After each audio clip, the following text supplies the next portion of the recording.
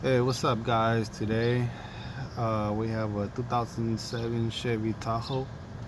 The heater core connector that goes back there broke. Basically, all the antifreeze came out and got all the engine wet, and AC stopped working. The engine started shaking and doing all kinds of stuff, only because it was overheating. So I ended up replacing the whole thing. This is what actually broke right here. This is a connector, the heater core connector. So I ended up breaking it. The clip, as you can see, it's broken right here, and I just pulled it out basically. I didn't need to take it out all nice and pretty because I'm gonna replace it anyway.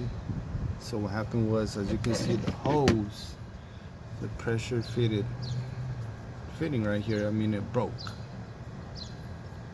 And so I ended up replacing this right here, heater core connector, with a Dortmund piece. That's the part number for GM. Uh, this is the hose that was there. It goes into the connector on this side, and this side goes into the water pump.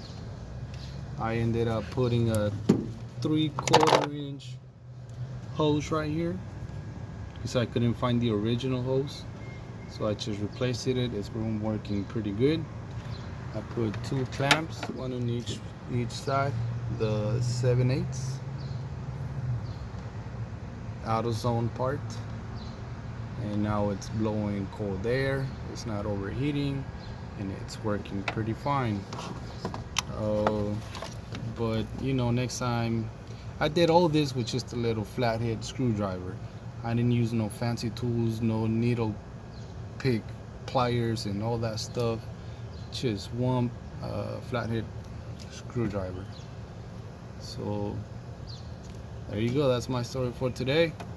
If you got any questions, write them on the comments and I'll answer as soon as I can.